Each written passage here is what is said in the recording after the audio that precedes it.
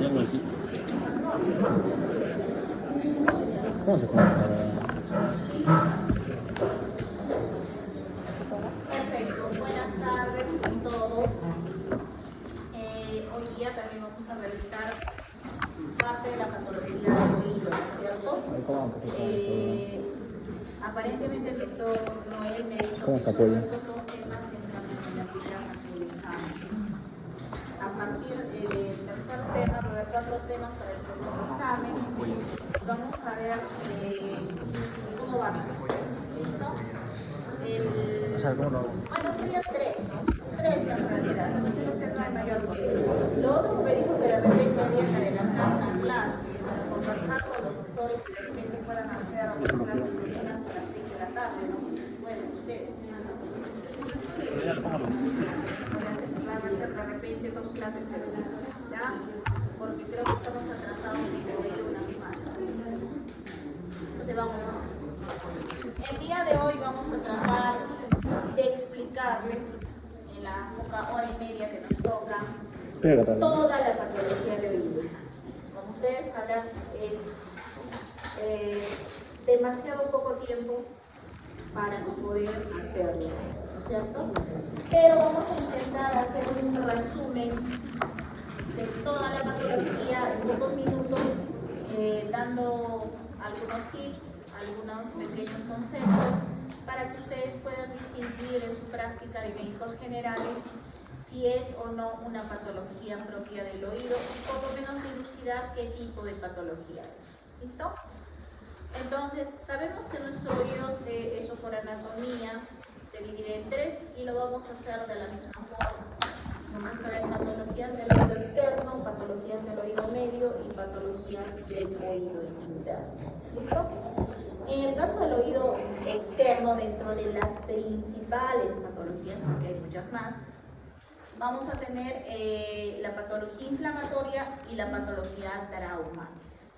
Dentro de la inflamatoria, el eczema de oídos es una especie de alergia a nivel del conducto auditivo externo que a veces puede involucrar el pabellón auricular.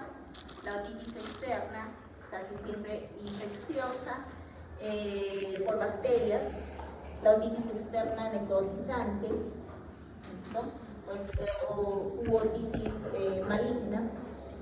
La otomicosis, infección por herpes virus simple o herpes zóster, la otitis externa bulosa y la pericondritis. Eso en cuanto a la patología inflamatoria. En cuanto a la patología traumática, vamos a ver algunas escoriaciones, lesiones, pérdidas de sustancia, que vamos a verlas con las imágenes que les he traído un poco más dinámicamente.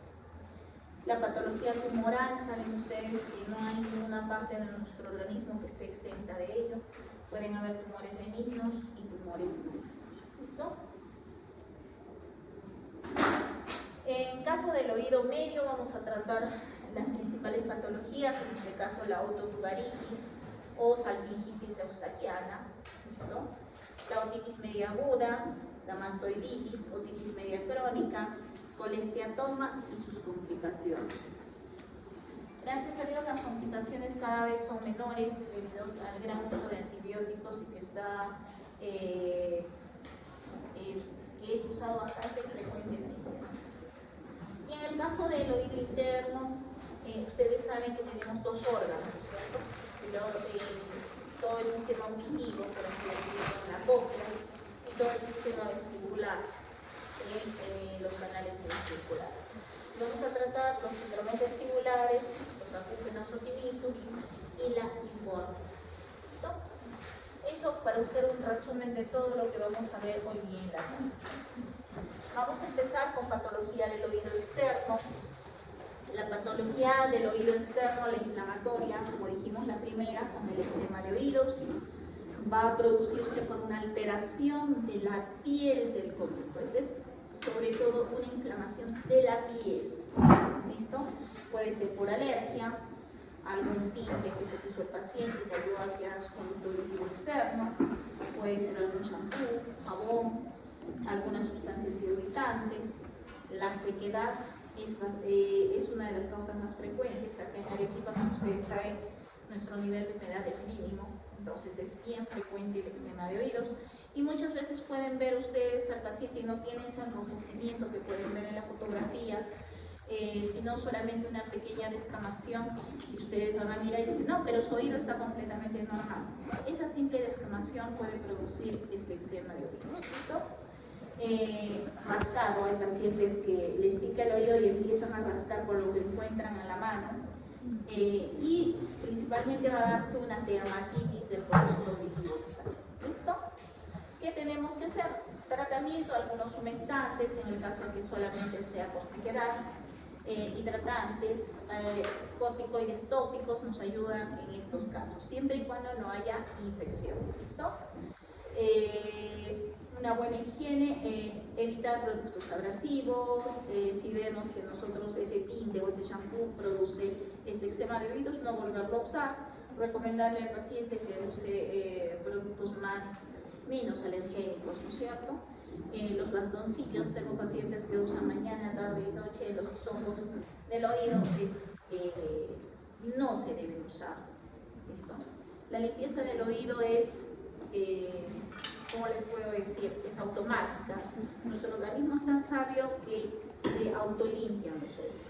Entonces nadie tendría por qué usar hisopos para limpiar los oídos. La limpieza de oídos se da, o se puede hacer, si ustedes gustan, con la toalla, después del baño, solamente con el dedito, hasta donde entre los oídos. No necesita más. ¿Listo? Evitar la humedad dentro del oído, personas, por ejemplo, sobre todo nadadores, ¿no?, que andan mucho en el agua, eso es importante. Vamos a tratar la otitis externa. Tenemos dos tipos de otitis externa, ¿no es cierto? Aquella que es localizada y aquella que es difusa. En el caso de la localizada, es la forunculosis. Es una infección, ustedes saben que en el tercio externo de nuestro conducto auditivo externo tenemos folículos pilosos, tenemos glándulas sebáceas. Una de estas se obstruye y se produce una inflamación a ese nivel y es bastante doloroso. El paciente va a venir presentando un dolor de oído, ¿no es cierto? Una otodinia intensa. En algunas veces hasta presenta fiebre, en algunas ocasiones. ¿Qué germen es el involucrado en este caso, en este folículo piloso? Es el Staphylococcus aureus en su gran mayoría. Como les decía, el síntoma principal, otalgia. ¿Qué hacemos en este caso? ¿Qué tratamiento le dan al paciente? Drenaje, ¿no? Con una agujita pequeña, una 18 o una 23, la que tengan a mano, es un pequeño cortecito, se drena y se da antibiótico de piel. El antibiótico de piel, conocen, chicos, ustedes están llevando terapia, que ya llevan Podemos usar la dicloxacilina, que la tenemos más a mano. Lo único malo de la dicloxacilina que como es cada 6 horas, el paciente es bien difícil que te cumpla. Y cada vez los pacientes dicen, no, ya estoy bien, 2 tabletas y se acabó el problema y empieza la resistencia a antibióticos. Entonces, ¿qué otro antibiótico podemos dar acá en piel?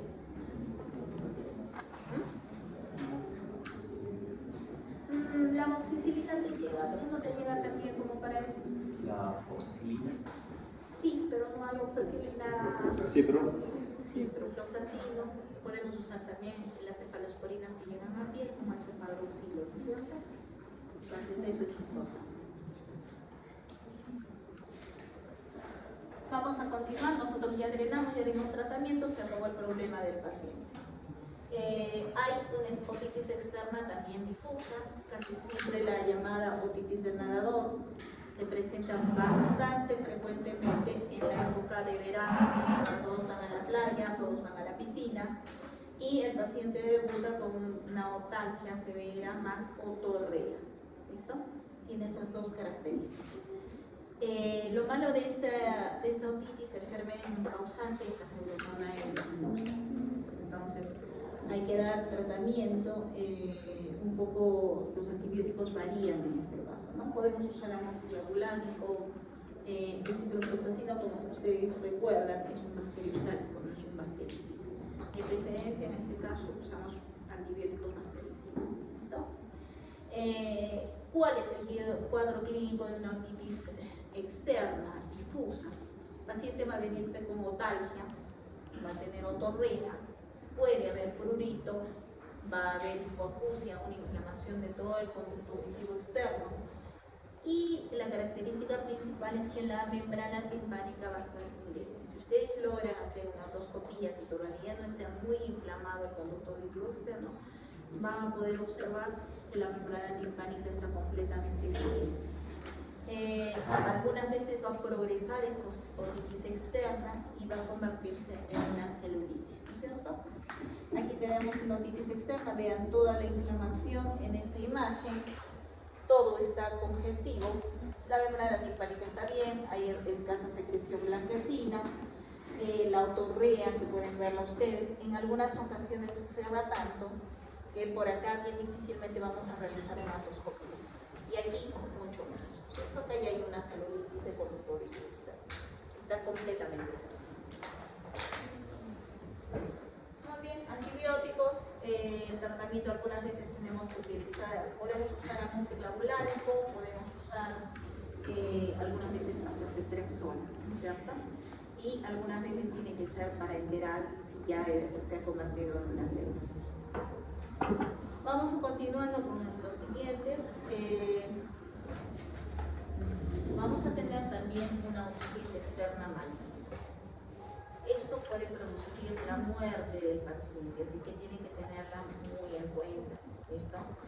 Igual va a tener otalgia, va a tener otorrinea, otorrea. Lo característico de esta patología es que el paciente sea diabético o inmunocomprometido. ¿Listo? Entonces, una otitis externa en un diabético hay que tomarla con pinzas, porque si se complica y empieza a avanzar, se convierte en una otitis externa necrotizante, una otitis externa maligna, que se mete al cerebro, produce trombosis de los senos laterales, produce abscesos cerebrales y se empieza a necrosar todo lo que esté en su camino. ¿Listo? Y el paciente se puede morir, a pesar del tratamiento que demos, ¿cierto? Como la sepsis potencialmente letal, también está involucrada en este caso la pseudomonas aeruginosa. En este caso no solo el conducto auditivo va a estar involucrado, sino ya empieza a involucrarse todo lo que está alrededor del cabello auricular, la zona retroauricular, la mastoides, todos los tejidos que estén adyacentes a esta. Las principales complicaciones que vamos a tener es la osteomielitis de la base del cráneo. ¿Listo? Meningitis, tromboflebitis, trombosis, ¿no es cierto? Aquí nosotros tenemos que dar antibióticos de amplio espectro y sobre todo combinados. Por ejemplo, podría ser una ceftriaxona, clindamicina y el paciente tiene que hospitalizarse. Y obviamente tenemos que controlar muy bien los niveles de glucosa, porque no hacemos mucho dando antibióticos, sino controlando los niveles de glucosa. ¿Listo? Entonces, tengan en cuenta esta enfermedad, porque hemos tenido muchos casos de estas otitis tratadas por médicos y no nos las han derivado o no han mandado a un hospital de mayor nivel y el paciente se muere. ¿Listo? Entonces, a veces parece tan sencillo una otitis externa, sin embargo, en los diabéticos y pacientes inmunocomprometidos puede ser letal. ¿Listo? Algunas veces tenemos que llegar hasta la cirugía y la debridación, porque se producen como abscesos dentro, tenemos que sacar todas las mastoides, hacer mastoidectomías, algunas veces retirar hasta el cabello auricular y ya el tratamiento es más crudo. Así que siempre fíjense, cuando sospechen de una otitis externa, pregunten al paciente si no es diabético o inmunocomprometido. Aquí tenemos una imagen de una tomografía donde se aprecia la trombosis del seno lateral, ¿cierto? Ustedes pueden ver esta imagen señalada por las flechitas que se ve como una imagen blanca y en este otro lado está roja, ¿cierto?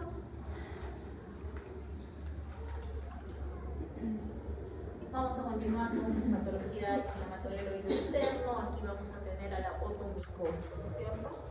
La otomicosis es una infección crónica del conducto auditivo externo, casi siempre posterior al tratamiento con antibióticos. Algunas veces tratamos con antibióticos y vemos que el paciente empieza a tener una especie de algodoncillo en el oído, ¿cierto? Con esas puntitas negras que son las hifas, ¿no es cierto?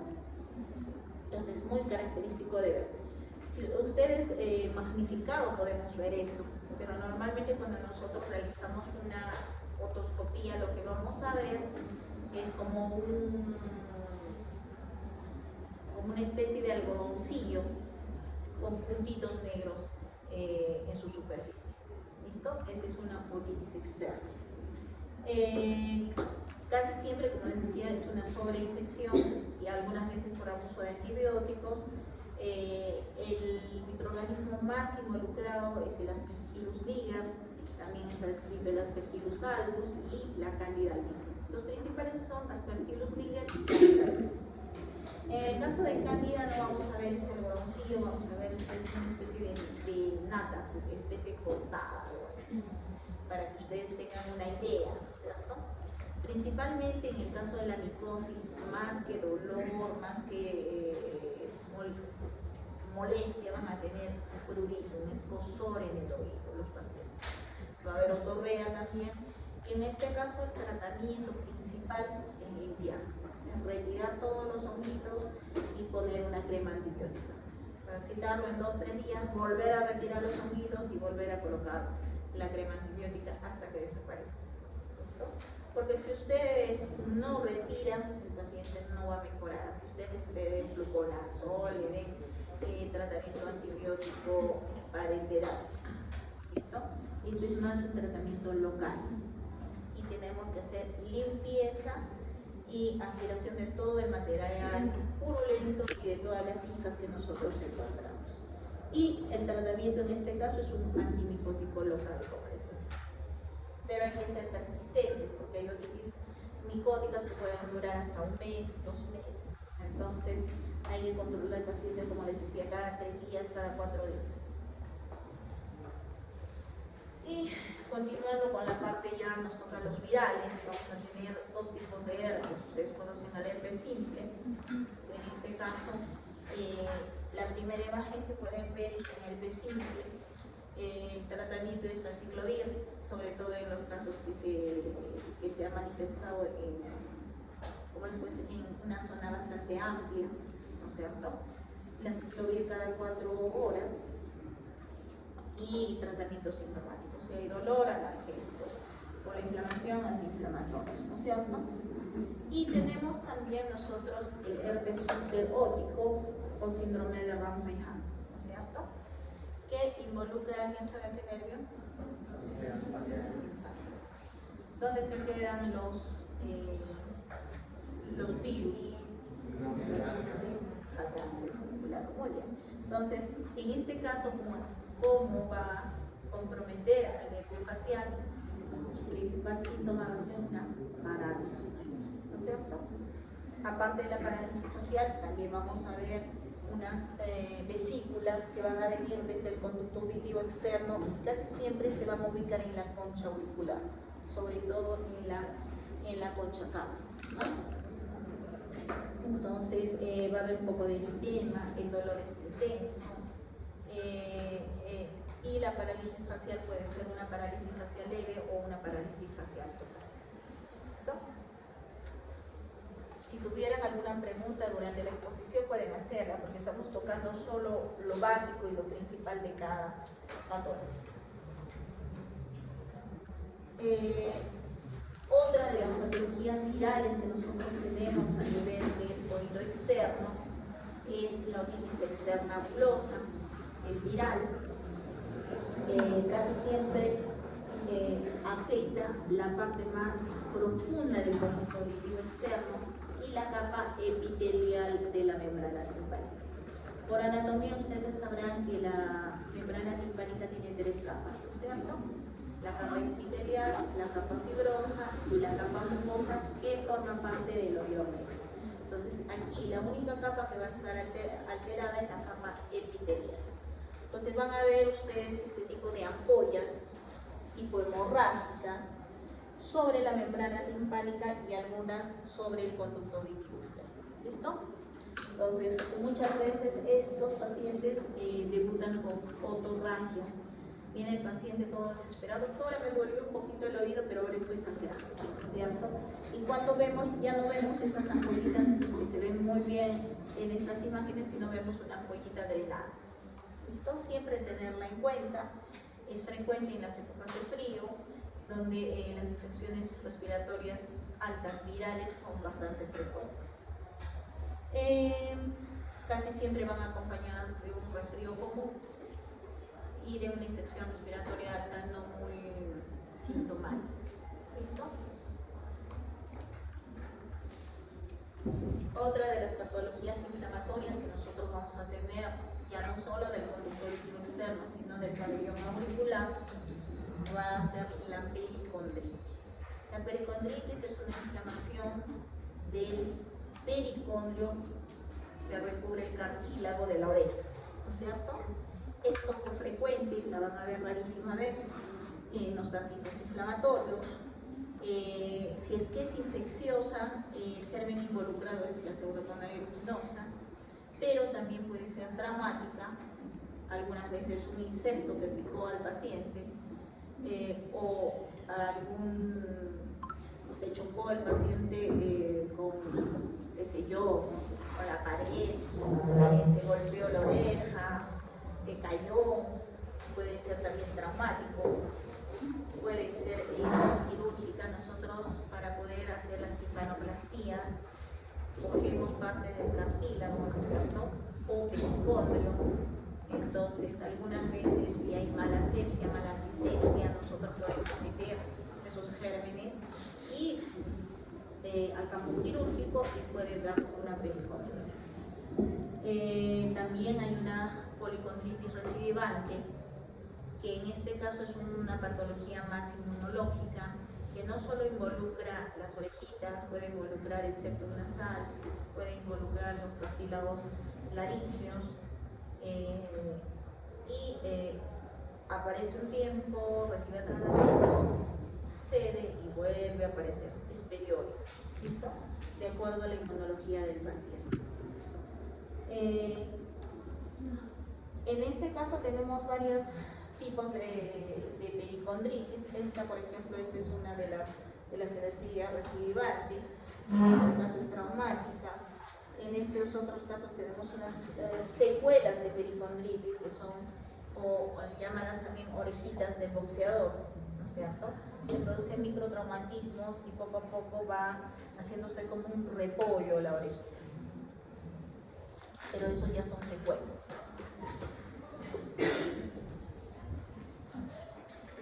Y en el caso de la patología traumática, sobre todo, como les decía, cuando se golpeó, tuvo algún traumatismo a nivel del pabellón auricular, lo que sucede en este caso es que se despega la parte del cartílago de su pericondrio y en ese espacio vacío se llena de sangre. ¿Listo? Y al llenarse de sangre produce un otohematoma. ¿Qué hacer cuando sucede esto? Porque el paciente le van a venir con este tipo de orejita, con esa imagen. ¿Alguien me dice qué puede hacerse? Está perfecto. La primera parte es entrenar. Y luego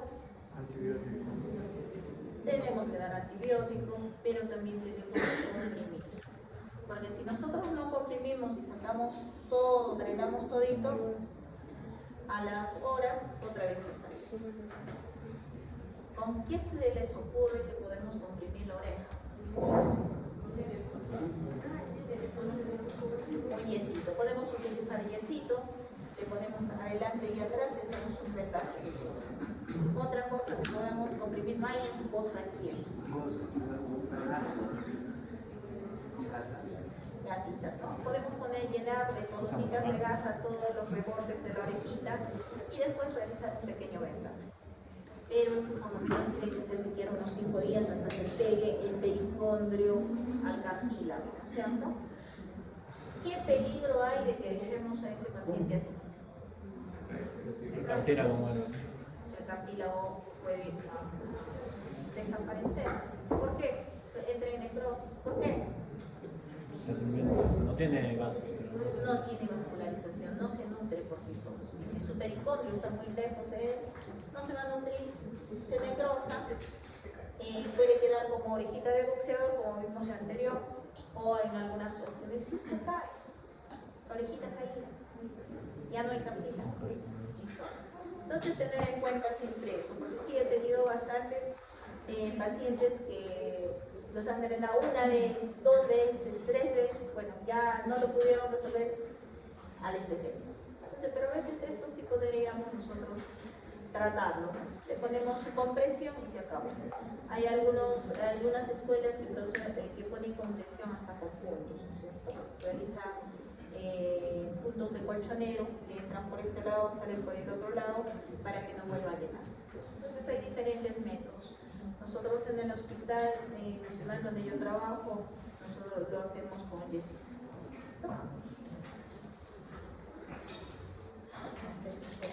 También vamos a tener del pabellón auricular lesiones por congelación, ¿cierto? Y algunas lesiones traumáticas por pérdida de sustancia. Con congelación vamos a tener al eritema perno. Ahora se ha puesto muy de moda que los turistas hagan escalada a montañas con nieve, ¿verdad? Si se quedan mucho tiempo o hay algún problema, no lo rescatan o sufrieron algún accidente, podemos llegar a tener esta patología. Entonces aquí vamos a ver una o más placas eritematosas con tipo azul violáceo, algunas veces pápulas, nódulos, vesículas, ampollas tipo quemadura, ¿listo? Pueden haber hasta úlceras y lo que va a sentir el paciente algunas veces es nada y algunas veces va a sentir prurito, quemazón y dolor local. Entonces tenerlo en cuenta. ¿Por qué? Porque sí ya se están dando ahora con el turismo de montaña, se está dando este tema. ¿Listo? Tenerlo en cuenta. Sobre todo aquellos que van a ir por esas zonas donde están los nevados, tengan en cuenta cuando van a usar.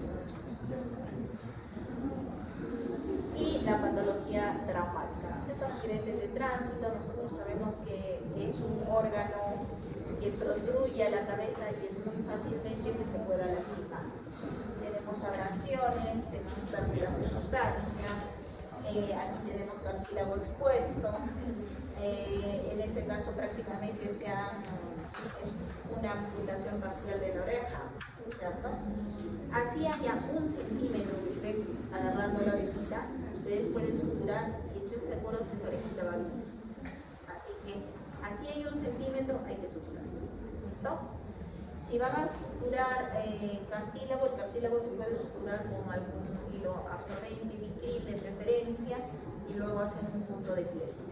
¿Listo? Sobre todo, por ejemplo, quien suturó un montón de orejitas fue un amigo que hizo su serum en Limata.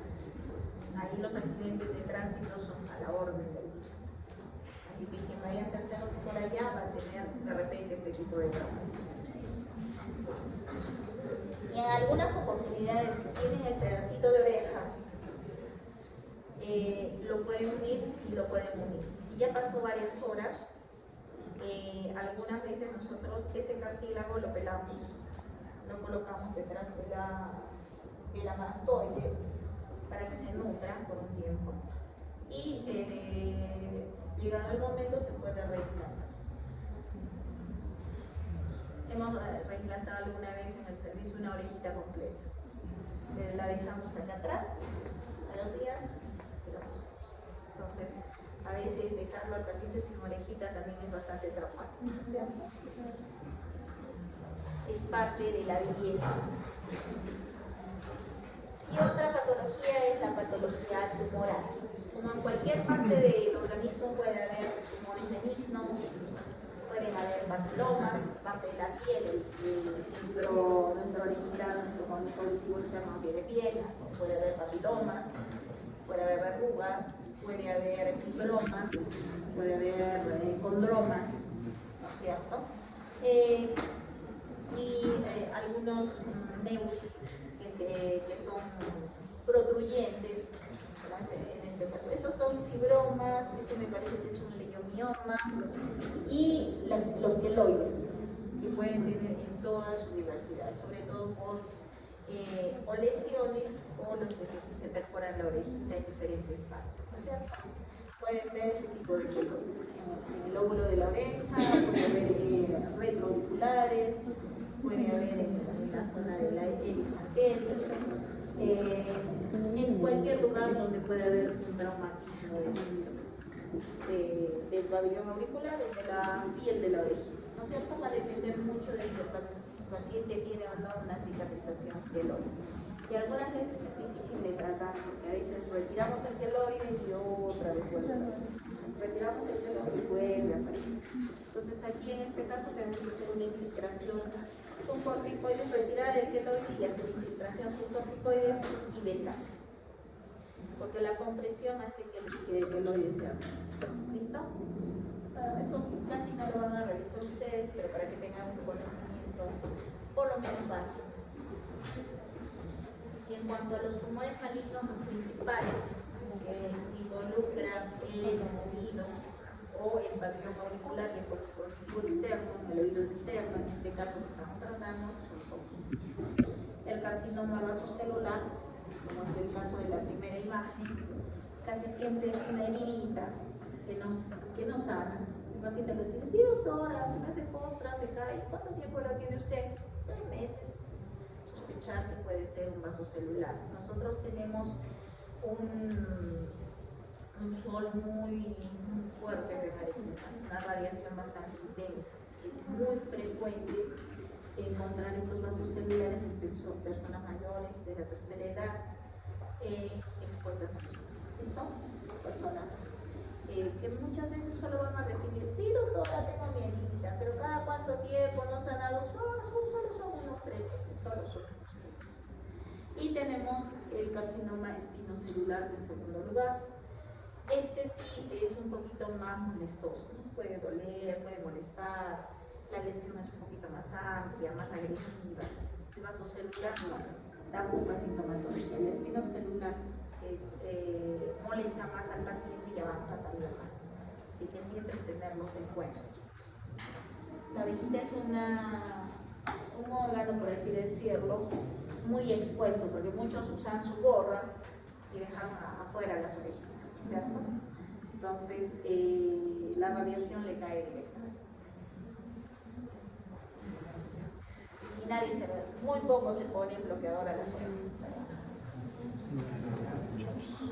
Entonces aquí ya tenemos el carcinoma bastante avanzado, ¿cierto? Este es un carcinoma espinocelular bastante avanzado, que puede involucrar toda la oreja, involucra en este paciente parte de la mastoides y este tracto ya se está siendo intercranial.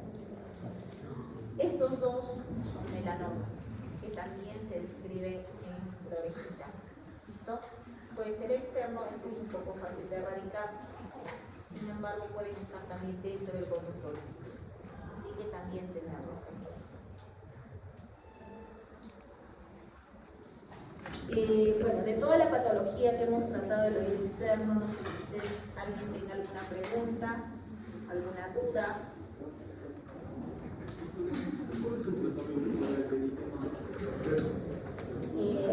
Primero tenemos que mejorar la irrigación, tenemos que calentar un poquito la orejita y algunas veces no podemos hacerlo porque no tienes que ser un calor muy fuerte, tienes que ir de menos a más y tratar la herida, de suculitas de infección. ¿Alguien más, chicos? Ya vamos a pasar a la patología del oído medio, ¿cierto? Bueno, en cuanto al oído medio, dijimos que como primer tema íbamos a tratar la ototubaritis, que hay que considerarle porque muchas veces estos pacientes se quejan de molestias y nosotros miramos la entrada timpánica y decimos, no, el tímpano está completamente normal, usted no tiene nada. Y el paciente se va todo desilusionado, ¿verdad? Entonces, en el caso de la ototubaritis va a ser una inflamación o congestión del oído medio, provocada principalmente por problemas de trompa de Eustaquio. ¿Listo? Para que ustedes vean cómo funciona la trompa de Eustaquio, vamos a ver si puede cargar este video. No, creo que ya fue. Sí se puede. Sí se puede.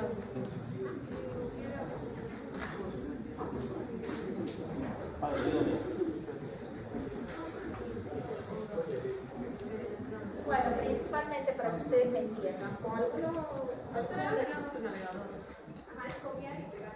ver, vamos a ver. A ver, vamos a intentar.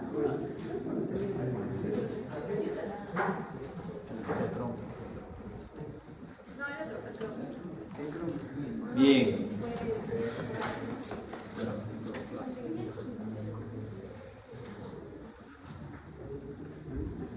Ahí sí.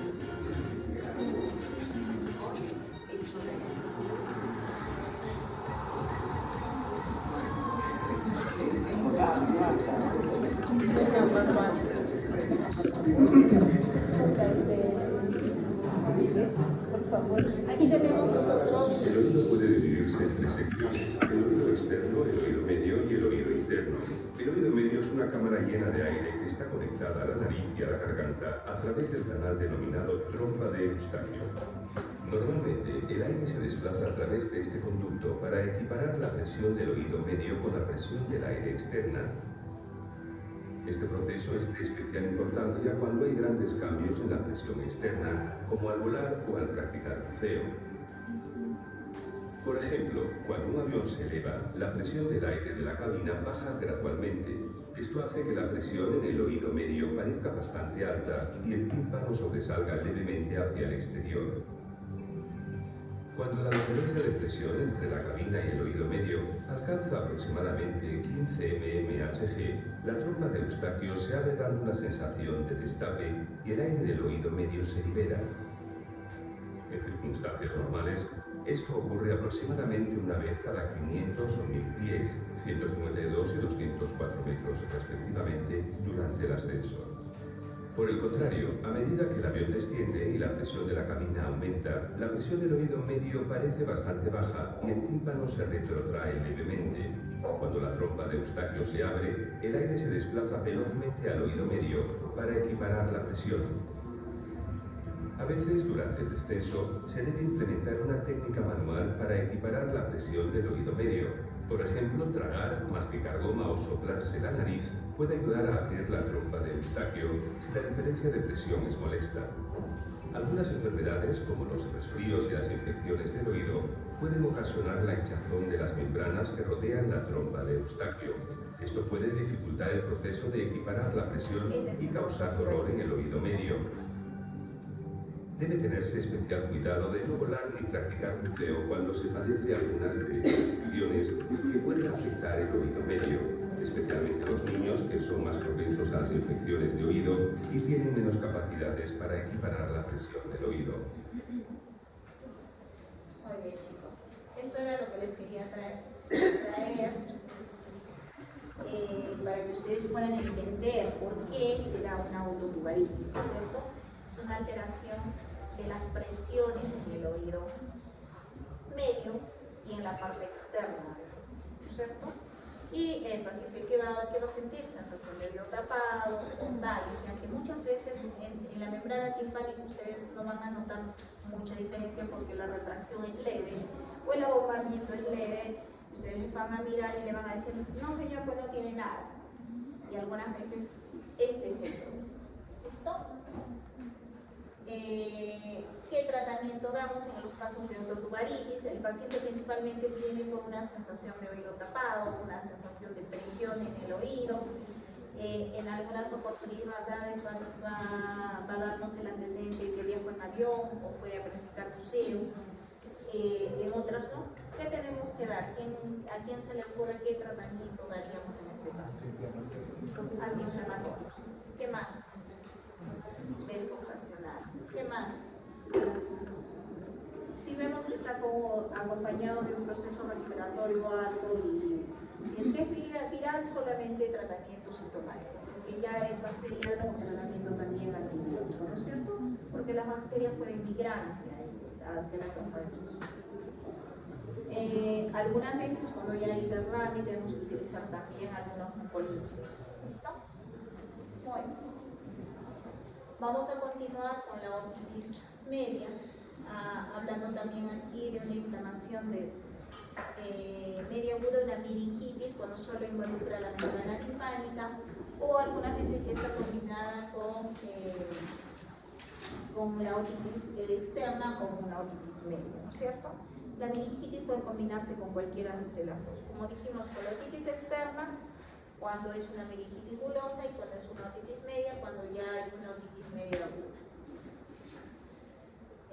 Vamos a hablar sobre la principal infección, que es una otitis media supurativa aguda. Como ustedes sabrán, es una infección del oído medio, va a ser inicio súbito, de curso breve, casi siempre va a ser identificable por medios clínicos, que quiere decir que el paciente va a venir con notalgia, va a tener fiebre, y nosotros al examinarlo vamos a encontrar una membrana linfática en sus diferentes etapas, ¿no es cierto? Puede estar congestiva, puede estar abombada, puede estar supurando, o coalescente, ¿no es cierto? Generalmente debido a infecciones bacterianas que van a proceder de la nasofaringe a través de la trompa de los se dice que alrededor de los 12 meses de vida, 2/3 de todos los niños van a tener, aunque sea un episodio de otitis media aguda. Sobre todo en quienes es más frecuente, en los que usan biberón, los que no usan lactancia materna. ¿Por qué? Porque al lactar el niño está en una posición diferente y no entra la leche hacia el oído. Cuando lo echan al paciente y le dan el biberón, sin levantarle la cabecita, la leche puede ir directo hacia la trompa de usted. ¿Por qué en el niño es más frecuente las otitis que los adultos? ¿Alguien sabe? Por el tipo de trompa de Eustaquio, ¿cierto? Que es un poco más corta en el niño, más recta, más horizontalizada y más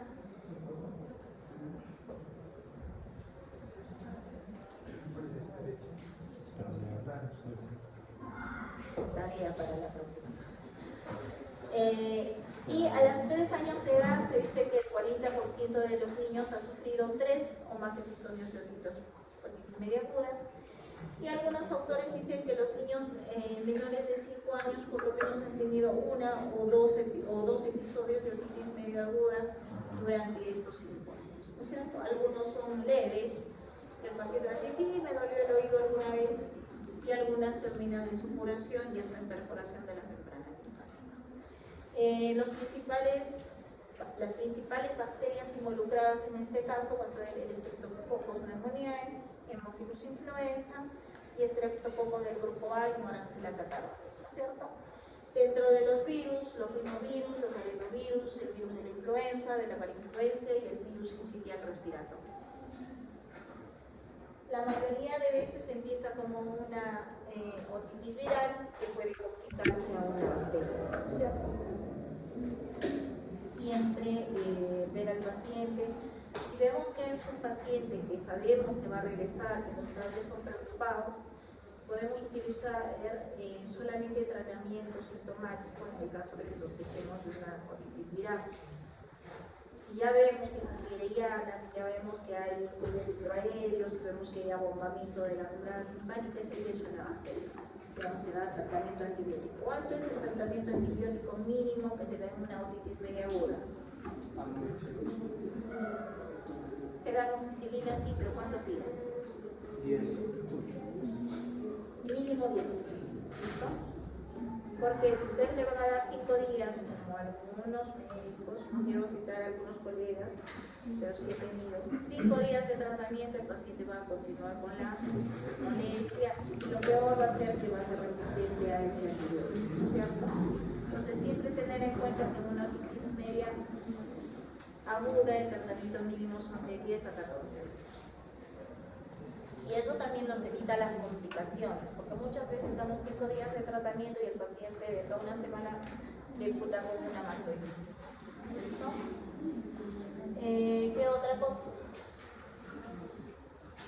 ¿Qué pasa si tenemos un paciente con una fiebre muy alta, tímpano bombado, dolor intenso, llanto intenso.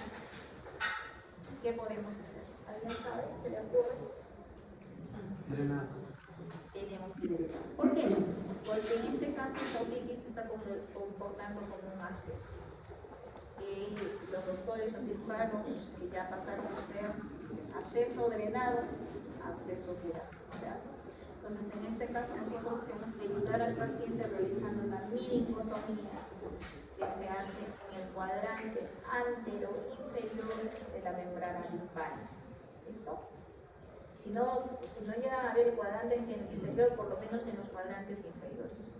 ¿Por qué en los cuadrantes inferiores se hace la minicotomía? ¿Alguien sabe anatomía, chicos?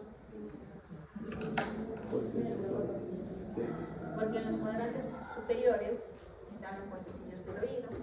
Si nosotros no tenemos mucho cuidado, nos vamos a o fracturar un huesecillo, han visto, son pequeñísimos, o vamos a luxarlo y el paciente va a dejar de oír. ¿Listo? O, bueno, va a bajarle la audición, no va a dejar de oír, porque todavía tenemos la condición ósea, ¿verdad? Entonces, bueno, tenemos acá un algoritmo que a mí me gusta presentarlo. ¿Por qué? Porque en este caso, cuando nosotros tenemos un diagnóstico ya clínico que hemos hecho de otitis media aguda, ¿qué vamos a hacer? Lo que les decía, si vemos que es una familia responsable, si vemos que nos van a traer en 3 días al niño o en 2 días, entonces podemos observarlo, ¿no? Darle tratamiento sintomático y observarlo. Si sabemos que no, es un paciente que por única vez acudió a tu consulta por casualidad, o vino la emergencia y sabes que no lo va a volver a traer, empezamos con tratamiento con amoxicilina. ¿Cuánto es el tratamiento? Mínimo de 80 a 100 miligramos por kilogramo de peso, ¿cierto? Y de todas maneras, sí o sí tenemos que hacer un control o a las 48 horas o a las 72 horas. Si vemos que el paciente ha mejorado, tiene buena evolución, continuamos el tratamiento y el paciente va a mejorar. Si vemos que ha fracasado, tenemos que comenzar con amoxicilina, ácido clavulánico, una cefalosporina de segunda generación, principalmente. Yo los macrólidos y los otros medicamentos no les tengo mucha fe, realmente, porque no he visto que mucha mejoría cuando los han utilizado. Entonces, el amoxiclavulánico y cefalosporinas, principalmente me gustan.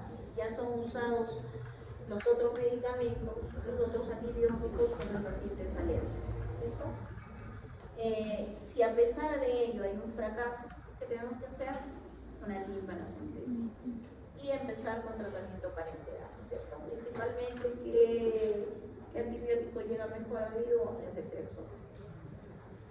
Si además de eso hay persistencia, tenemos que dudar que ya solo sea una otitis media aguda, tal vez ya es una mastoiditis, una complicación, un absceso cerebral. ¿Listo? Entonces ya hay que pedir otros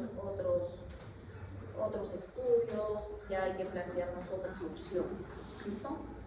Igual, ¿no? Si es que solamente hemos observado al niño, controlamos a las 48 y 72 horas, y vemos que hay mala evolución, empezamos con amoxicilina, luego amoxicilina ácido clavulánico, timpanocentesis de persona y llegamos al mismo punto. Pero este es un algoritmo para que nosotros podamos manejar una otitis media aguda. ¿Listo? Y es sencillo, si ustedes pueden ver, bastante sencillo. Por eso me gusta traerlo. Las diferentes etapas de una otitis media supurada. Nosotros tenemos la primera fase, la eritematosa, donde ya hay nivel hidroaéreo, en la fase del abombamiento, eso es una progresión, una evolución de una otitis media aguda, y cuando ya hay un drenaje. Todas las otitis medias supuradas se curan, un 98% diría, ¿cierto? Y se curan un 98% aquí.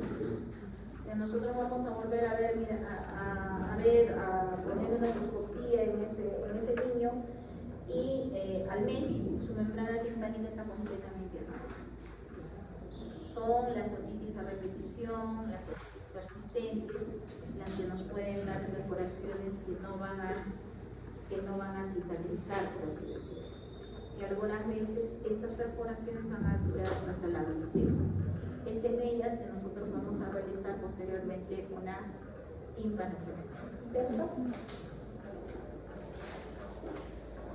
Bueno, una de las complicaciones de una otitis media aguda son las mastoiditis. ¿Listo?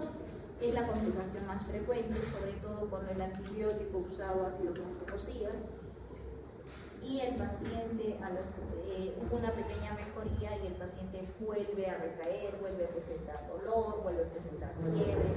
Entonces ustedes pueden sospechar de una mastoiditis. Se puede expresar como un absceso superiótico, puede ser lateral, puede ser cortical, medial, hacia la concha auricular, y casi siempre se presenta a las 2 semanas de una otitis media aguda. Esa es la característica. ¿Puede presentarse un poquito antes? Claro que sí, pero lo característico es que se presente 2 semanas después de una otitis media.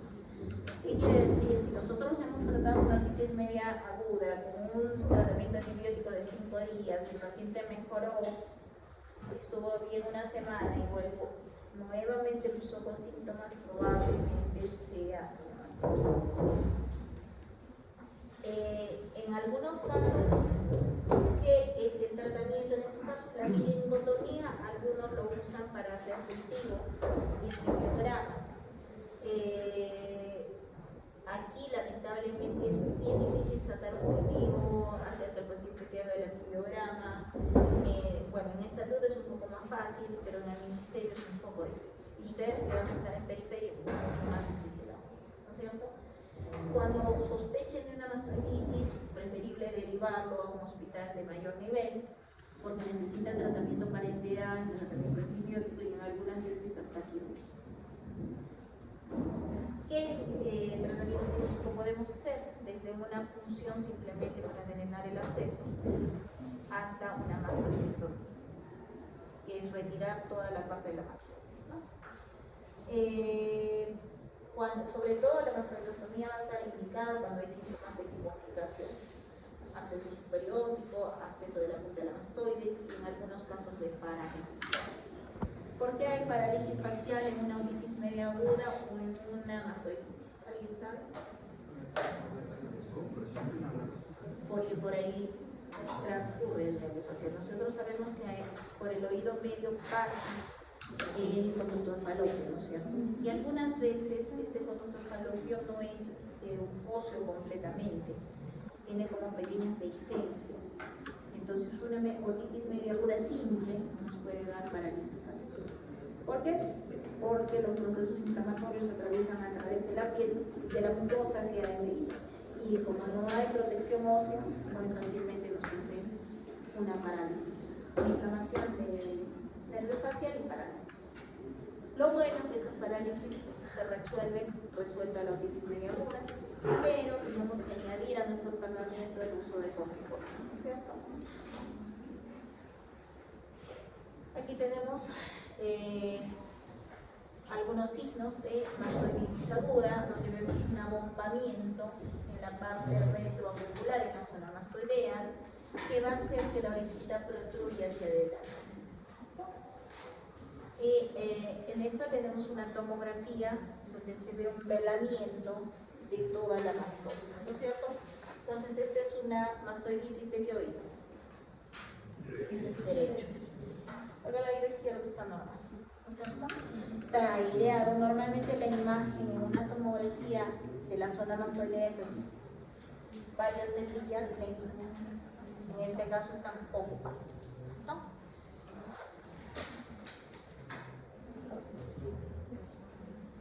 Vamos a tener como otra de las otitis, la otitis media secretora o otitis media conterrada, otitis media serosa, otitis catarral, otitis media mucoide, como ustedes la quieren llamar, aquí tiene varios signos, ¿cierto? ¿Qué significa o cómo se caracteriza este tipo de otitis? Es la presencia de líquido o un derrame detrás de la membrana timpánica que no está perforada y no tiene ni signos ni síntomas agudos. Principalmente la sintomatología de este paciente decía: doctora, tengo la sensación de oído tapado, ¿no es cierto? o algunos necesitan burbujas dentro de mí y pueden tener este tipo de imagen, ¿no es cierto? Hay burbujas acá. Casi siempre esto es crónico. En el caso agudo dura unas cuantas semanas, puede presentarse después de un resfrío común, pero que se dé al tratamiento y el paciente mejora. Cuando es persistente es cuando ya estamos hablando nosotros de una otitis media crónica con derrame o con infusión. ¿Listo? Y el líquido puede variar desde un amarillo claro, un marrón y hasta un azulado.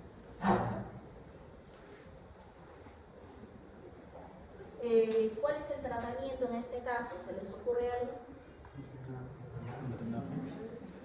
Podemos hacer un drenaje, podríamos hacer una punción, cicatriza la membrana timpánica y vuelve a tener lo mismo.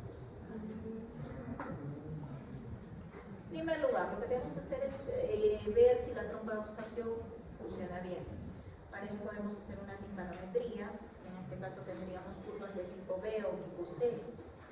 Podríamos hacer una otoscopía, que ya no sabe eso. Podríamos hacer también una tomografía, donde vamos a encontrar el velamiento de las centellas mastoideas o el velamiento del oído medio. Y también en el caso de los niños casi siempre se presenta esto con hipertrofia adenoidea. La hipertrofia adenoidea produce una obstrucción mecánica de la salida de la trompa de Eustaquio, del meato de la trompa de Eustaquio que queda a nivel nasal. Entonces nosotros, si en este caso podríamos resolver la adenoidectomía, hacemos una adenoidectomía y el paciente mejora su otitis media crónica. ¿Listo? En caso de adultos que solo tengan unilateralmente, tenemos que sospechar nosotros de una tumoración de causa. Más aún si esta se dio agudamente, con poco tiempo de evolución. Y el tratamiento en estos casos, si vemos que no es tumoral, lo que se hace es colocar unos tubitos de ventilación para que drene y se aire el oído. Con eso casi siempre resolvemos esta patología. Porque los antibióticos muchos no van a hacer, ¿cierto? Algunos descongestionantes nos podrán ayudar, pero el tratamiento definitivo al final va a ser colocarle un tubito de ventilación.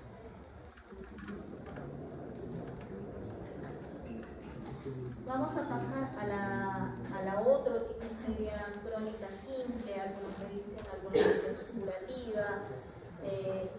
Es uno de los estados que se produce después que ya se perforó la membrana timpánica, sobre todo en la niñez, y que no ha cicatrizado adecuadamente por diferentes factores, ¿no? Factores nutricionales, factores de repente baja inmunidad, factores de otitis a repetición. Va a haber diferentes factores que van a hacer que esta perforación después de una otitis media aguda persista, ¿cierto? También van a haber factores traumáticos. Hay pacientes que estuvieron limpiándose el oído y alguien pasó por su lado y eso que se introdujeron el hisopo hasta el oído medio, perforaciones timpánicas, algún golpe extraño también nos puede producir esas cosas. Pero son los menos. La mayoría son por otitis medias agudas que hicieron que persista la perforación a través del tiempo. Pueden haber perforaciones diferentes, pueden ser redondeadas, ovaladas, arrimonadas, como podemos ver en esta imagen. Y lo que sí van a tener ustedes de sintomatología en estos pacientes va a ser una otorrea intermitente. Sí, doctora, desde niña me supuraba el oído y desde entonces, cada vez que me resfrío, nuevamente hay otorrea. Cada vez que me entra agua al oído, otra vez drena mi oído. Entonces, esa es la sintomatología que nos va a referir el paciente. ¿Qué otra sintomatología? Hipoacusia. Entonces, el paciente dice, sí, no escucho bien por este oído, lo tengo dañado. La hipoacusia no tiene mucha relación con el tamaño de la perforación.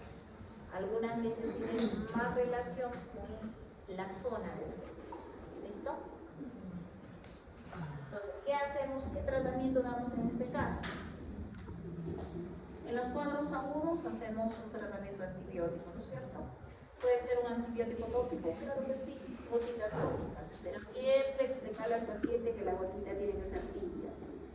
Si echan gota fría, duele y produce mareos, ¿listo? Y el paciente no va a querer volverse a echar gotas. Y en este caso no hay que dar gotas, por ejemplo, los compuestos otológicos que hay en las farmacias, como el otosambón, el otomicin, el opidol. No, en este caso tenemos que dar antibiótico puro, ciprofloxacino, moxifloxacino o floxacino, o algunas veces añadido, que tengan añadido el corticoide, nada más. ¿Listo? Tiene que tener mínimo 3 meses de ausencia de otorrea para poder nosotros realizar una timpanoplastia. Puede ser una timpanoplastia tipo 1 cuando hacemos el injerto sobre el martillo, tipo 2 cuando es sobre yunque, tipo 3 sobre estribo y tipo 4 cuando usamos alguna prótesis sobre platina vista. Y por último vamos a tener otra de las otitis crónicas, que es el colesteatoma, ¿cierto? ¿Alguien sabe qué es colesteatoma?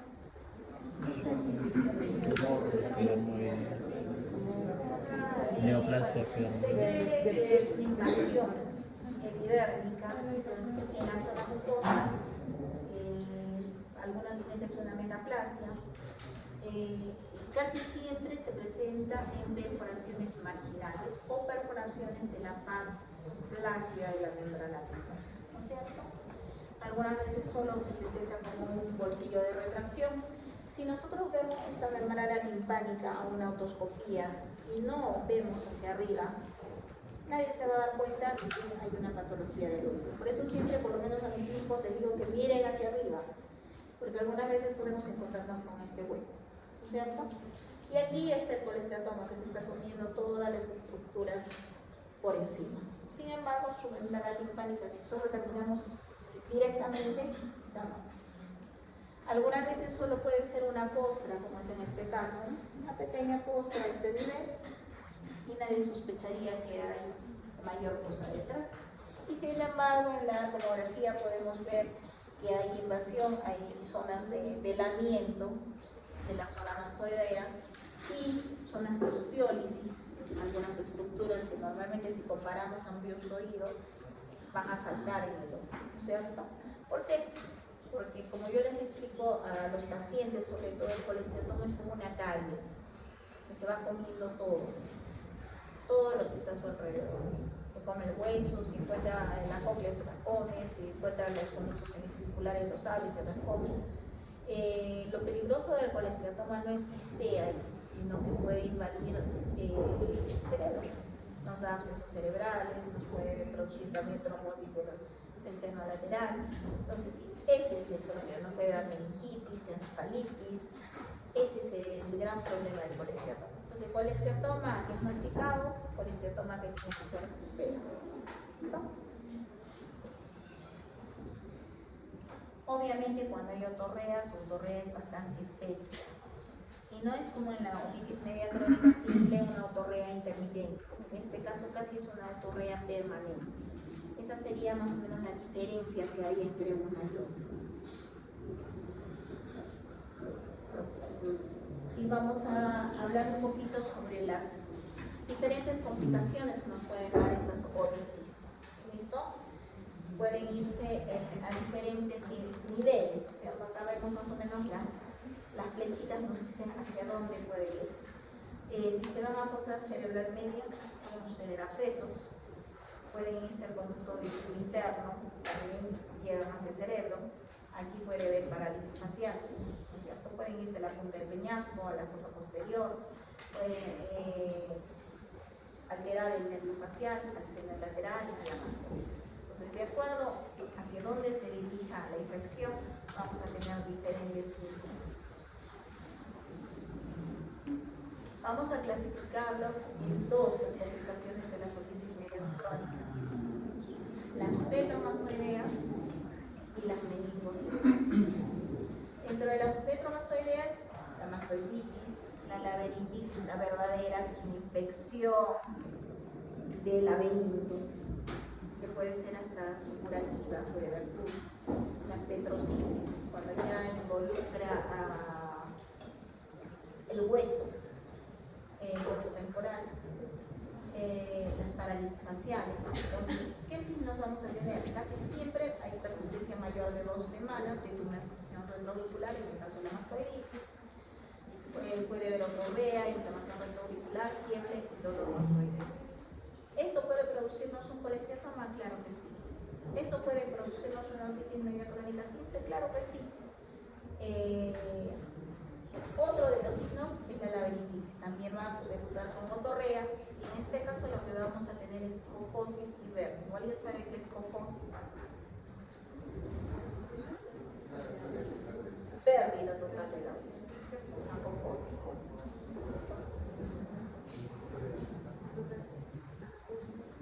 En caso de parálisis facial, ya lo describimos. En algunas ocasiones puede haber otorrea, ¿no es cierto? En el caso de los meningos cerebrales son poco frecuentes, pero son más llamativos, sobre todo en los estadios iniciales. Al principio, síntomas discretos, después grave deterioro y en algunas ocasiones muerte del paciente. Puede haber otorrea, puede haber fiebre, puede haber vómitos, puede haber meningismo si es una meningitis. En el caso de los abscesos, que sean flaturales, culturales, cerebrales, puede haber deterioro neurológico. Lo que sí el paciente siempre se va a fijar es de cefalea. En el caso de la tromboflebosis, casi siempre va a haber deterioro neurológico. En el caso de la hidrocefalia con edema. En este caso la sintomatología es un poco menos dolida, hay dolor cérvico-mastoideo, cefalea, letargia, principalmente.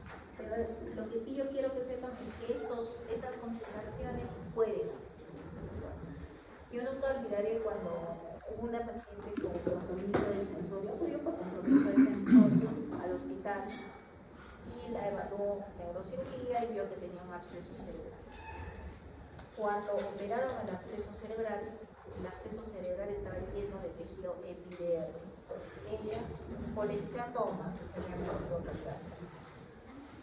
Entonces, muchas veces el paciente solo tiene cefalea. Preguntándole a la paciente, solo tenía cefalea. Y mirando el oído, solo tenía cefalea.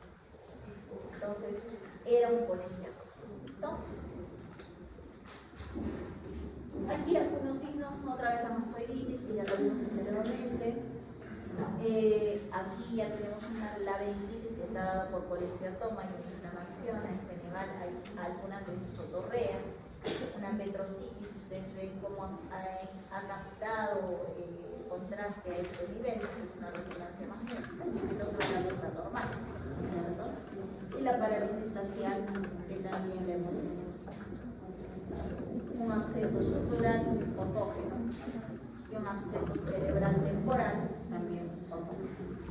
Entonces, muchas veces podemos llegar a esas complicaciones si nosotros no tratamos bien una otitis media. Bueno, eso en cuanto a patología del oído medio. No sé si tuvieran alguna duda, pregunta, consulta. Espero que les quede algo de lo que estamos revisando, porque eso sí lo van a ver en el día de la ARIS. Las otitis medias agudas son muy frecuentes.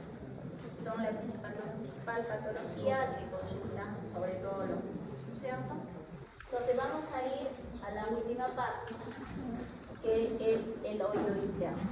En el oído interno vamos a tratar 3 temas: los síndromes vestibulares, la hipoacusia y los acúfenos otíticos. ¿Listo? Vamos a empezar con síndromes vestibulares. ¿Qué es vértigo? Creo que aprendimos la semana pasada, con sintomatología. Vértigo es la sensación de giro. Todos los síndromes vestibulares que van a ser propios del oído nos van a dar como síntoma principal el vértigo. Casi siempre los síndromes vestibulares otógenos, por así decirlo, además van a estar acompañados de náuseas, en ocasiones de vómitos. También algunos de ellos van a ir con patología auditiva, van a tener hipoacusia o tinnitus. Cuando ya tenemos sintomatología neurológica, algunas alteraciones motoras, sensitivas, marcha disbásica, entonces tenemos que estar pensando más en una patología o un síndrome vestibular neurógeno, ¿verdad? Aquí les he traído algunas de las principales características entre vértigo periférico y central, porque es necesario que ustedes las conozcan, porque el tratamiento va a ser muy diferente. ¿Listo? Por ejemplo, un vértigo periférico va a ser de inicio brusco, súbito, la duración es corta, algunos pacientes nos van a repetir segundos, minutos, es muy intenso, el paciente en ese momento dice, todo me gira, doctor, cierro mis ojos y no aguanto, pero pasa rápidamente. Esa es la característica fundamental de un vértigo periférico, ¿no es cierto? Puede acompañar, como les dije, las náuseas, los vómitos son bastante frecuentes, hipoacusia, acúfeno, sobre todo cuando hay un síndrome Meniere, no presenta signos neurológicos, casi siempre cuando hay un nistagmus, el nistagmus es horizontal, algunas veces un poquito rotatorio, pero la característica principal es que sea horizontal. Casi siempre es por crisis, puede ser recurrente, ¿no es cierto? Puede tener una crisis en la mañana, mediodía, en la tarde, o puede ser cada vez que voltea la cabeza, que es la característica del vértigo posicional paroxístico bético, ¿no es cierto? Y casi siempre sí va a haber factores desencadenantes, como el girar la cabeza o el levantarse. Doctora, cada vez que me levanto de la cama presento mareo. Entonces, esa es una de las características también del vértigo posicional paroxístico bético. En el caso de un vértigo central, casi siempre es insidioso, raramente agudo, salvo los ictus, ¿no es cierto? Los ACVs. Y algunos brotes de esclerosis múltiple. Casi siempre la duración es por días, semanas, meses, es permanente. ¿Listo? La intensidad generalmente leve, no son tan intensos como los vértigos periféricos. Los síntomas vegetativos vienen tardíamente cuando hay una hidrocefalia, cuando hacen efecto de masa, son poco frecuentes. Síntomas otológicos rarísima vez. Los síntomas neurológicos casi siempre están presentes, va a haber manchas disbásicas, mancha cerebelosa, déficit motor, sensitivo, alteraciones de algunos pares craneales, sobre todo los oculares, ¿no es cierto? El nistagmus es variable, puede ser rotatorio puro, puede ser vertical, puede ser multidireccional, como hemos visto en algunos casos. La evolución es crónica. Y en el caso de los factores desencadenantes, no hay factores desencadenantes. Casi siempre el paciente toda la mañana o todo el día está mareado, por así decirlo.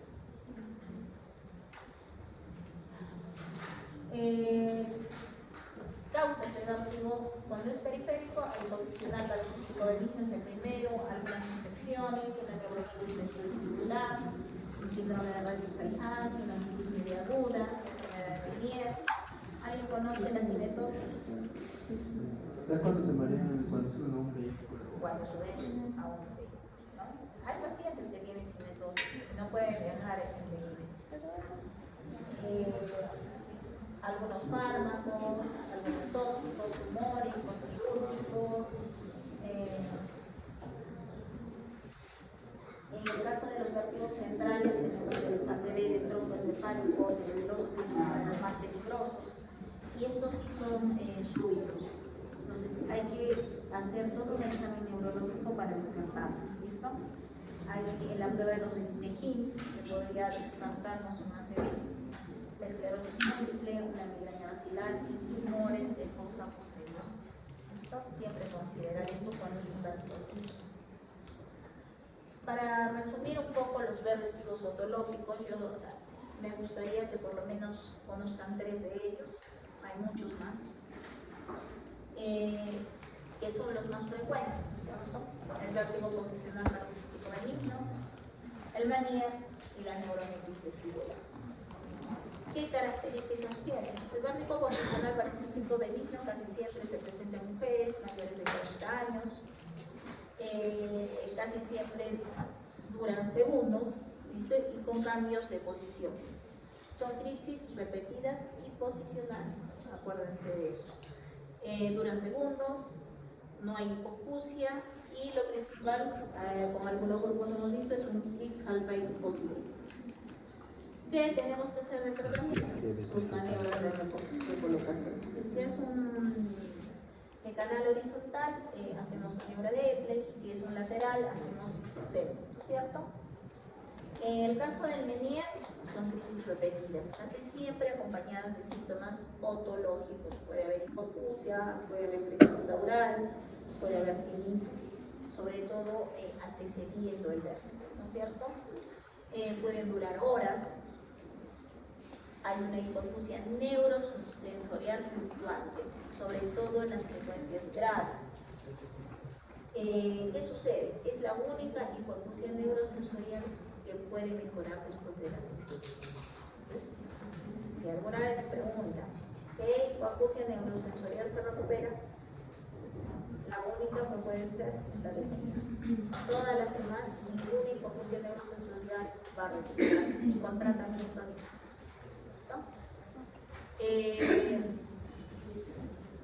¿Qué damos de tratamiento? Sedantes, antieméticos y intercrisis hay descritos un sinnúmero de fármacos. Algunos usan corticoides, otros dieta hiposódica. En cualquier vértigo está indicada la dieta hiposódica. Usamos la betaestina, diuréticos y algunos llegan hasta la posibilidad de un tratamiento quirúrgico, una laberopectomía. ¿Listo? ¿Por qué? Porque la crisis es tan severa para el paciente que prefiere no escuchar a seguir viviendo. Pero algunas veces ni con la laberopectomía o con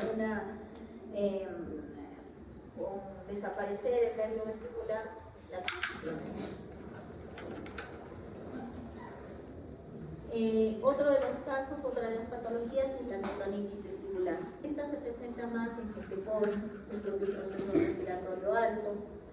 Es una sola crisis, demora días, no presenta hipoacusia y en el tratamiento al principio damos sedantes vestibulares, antieméticos, corticoides y posteriormente hacemos una rehabilitación vestibular. ¿Por qué? Porque siempre después de una neuronitis vestibular el oído afectado queda como en minusvalía del otro, entonces siempre hay que hacer una rehabilitación vestibular.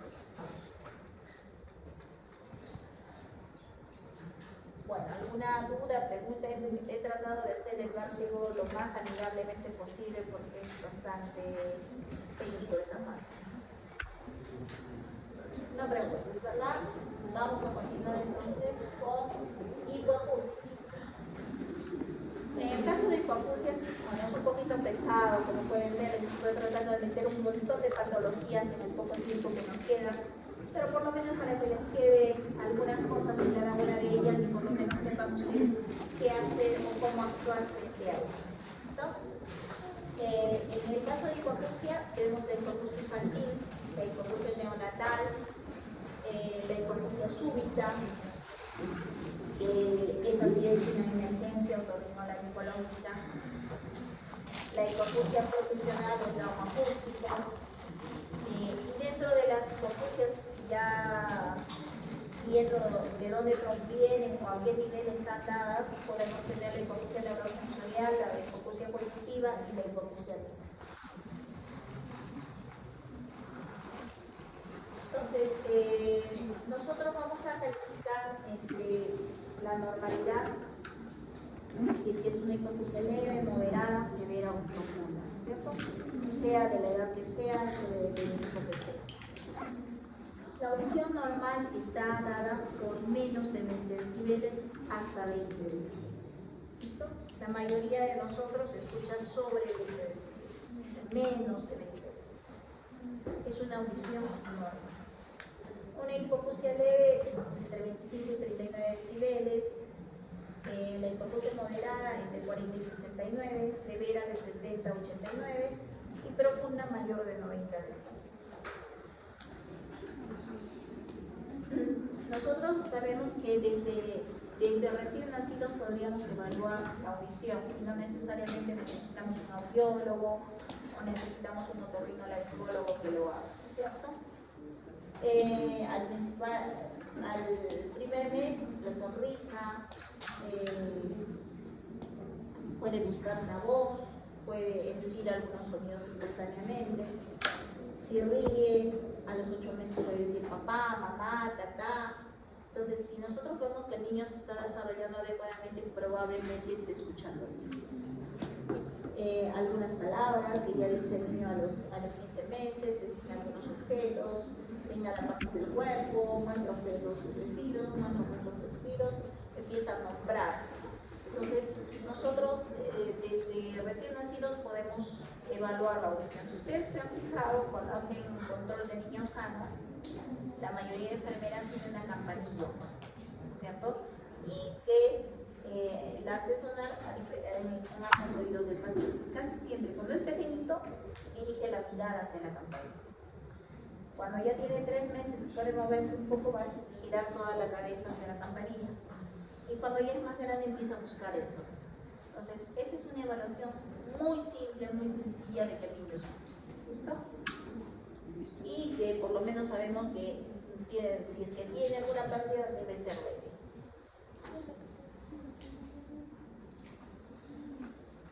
¿Qué puede producir una hipoacusia infantil?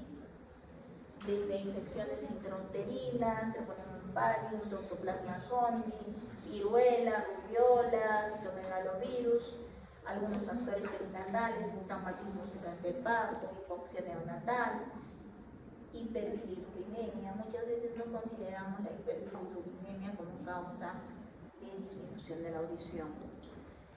Algunos fármacos ototóxicos, que sobre todo, si ustedes ven, los neonatólogos usan cantidades inmensas de aplicación medicamental. Algunos factores genéticos heredados, hay los más frecuentes en forma recesiva en un 68% o dominante un 22%. Y algunos esporádicos, primera mutación, ¿no es cierto?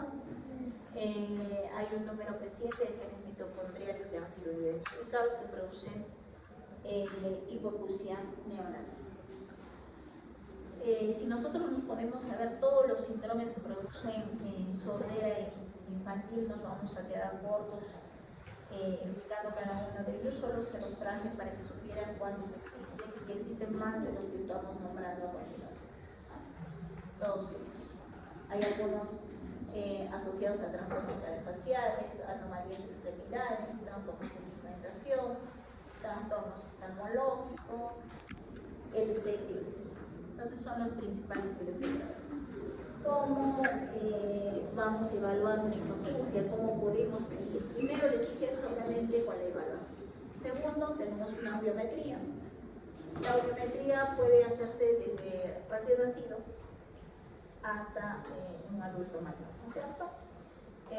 Es un poco más difícil evaluar un oído de un recién nacido, de un niño que tiene 3 mesecitos, 4 mesecitos, pero se logra hacer. Se hacen audiometrías a campo abierto. En los niños más grandecitos ya se puede hacer audiometría mediante juego.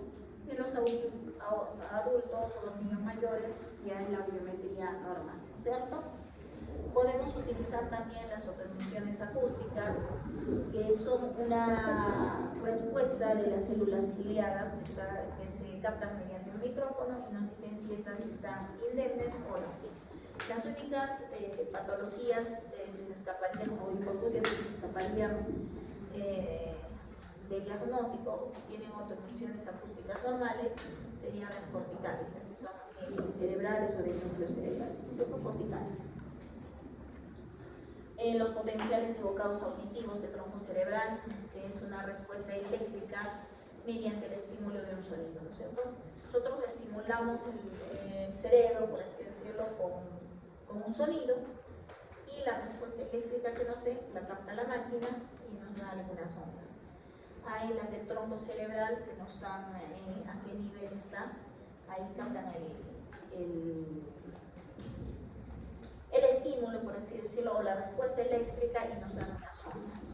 Si las ondas están bien, decimos que el niño escucha. Si las ondas están alteradas, vamos a decir que no escucha. ¿Por qué? Porque los estímulos van a ser a diferentes niveles, ¿no es cierto? Van a darse a 70 decibeles, a 20 decibeles, a 60 decibeles, a 100 decibeles. Si no escucha 100 decibeles es una hipoacusia severa. Y los potenciales evocados de estado estable, que utilizan el mismo principio pero son a diferentes frecuencias, ¿no? Los antiguos eran solamente 4 frecuencias, a 500 decibeles, a 1000, a 2000 y a 4000. Actualmente ya tenemos 6 frecuencias y dice que están avanzando y nos van a dar un audiograma o una audiometría por potenciales evocados. Es uno de los más recomendables para el uso de prótesis auditivas y sobre todo en los niños. Bueno, esta es una explicación. ¿Qué son las potenciales? Va a ser una respuesta eléctrica, como les decía, tras la aplicación de estímulos sonoros, ¿no es cierto? Y algo más que quería decirles sobre todo de las hipoacusias súbitas. La hipoacusia súbita es una emergencia otorrinolaringológica. ¿Qué quiere decir? De un momento a otro el paciente ya no escucha. ¿Por qué? Todavía es idiopático. No se sabe la razón exacta de por qué el paciente no escucha.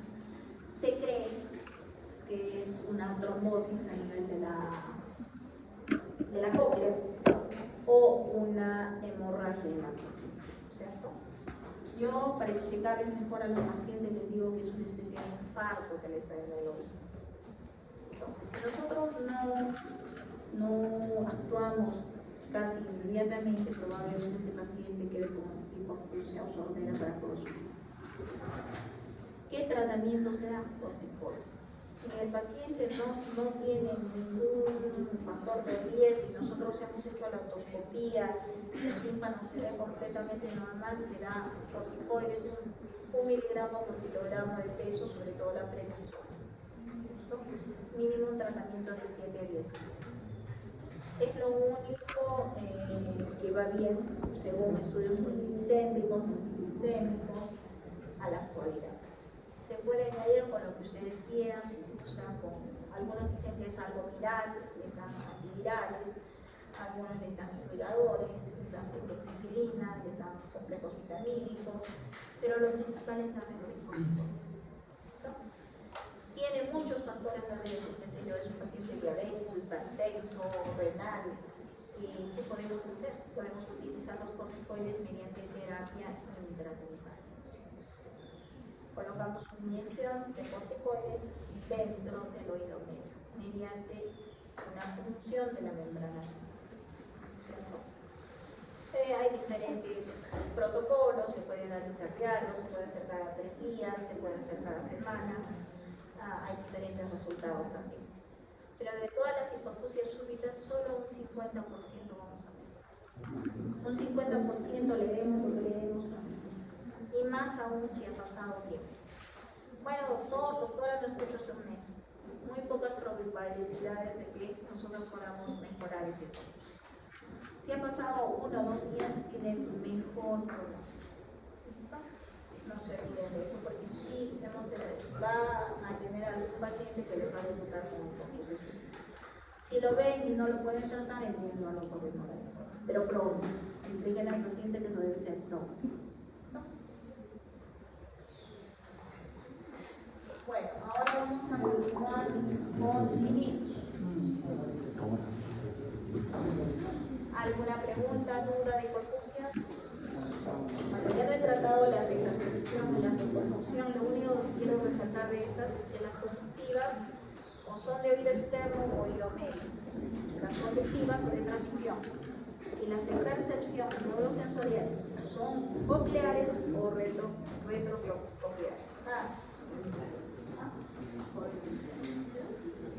¿Qué es un tinnitus o qué es un acúfeno?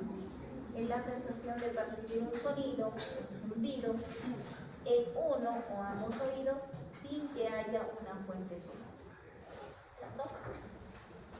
Pueden ser subjetivos, algunos que son autológicos. La presbiacusia, la disminución de la audición nos puede producir tinnitus, sí, claro que sí, la autoesclerosis, la otitis.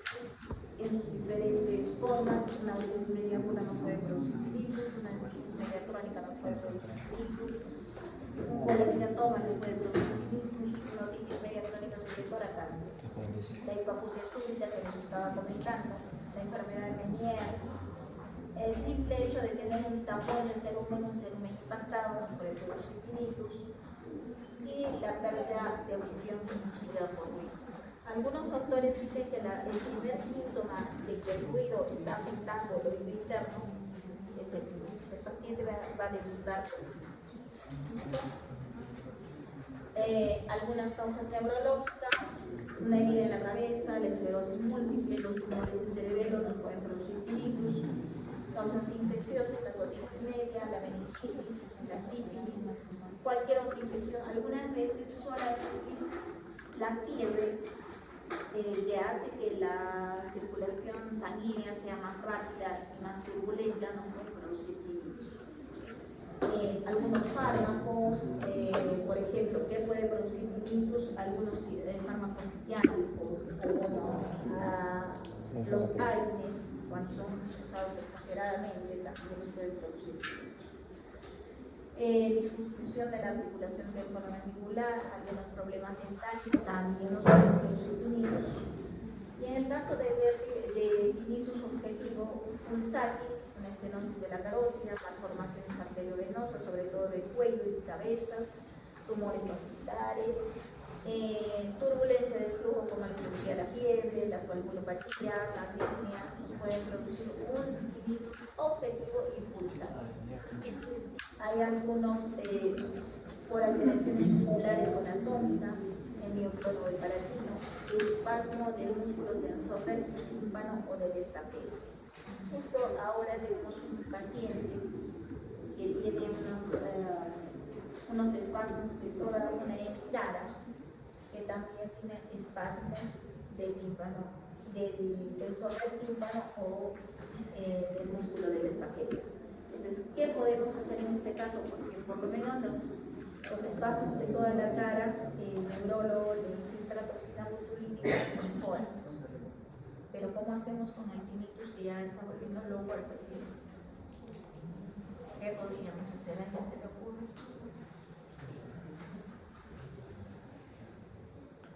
Bueno, en este caso vamos a tener que seccionar el tensor del estapedo. Lo vamos a tener que cortar a este nivel.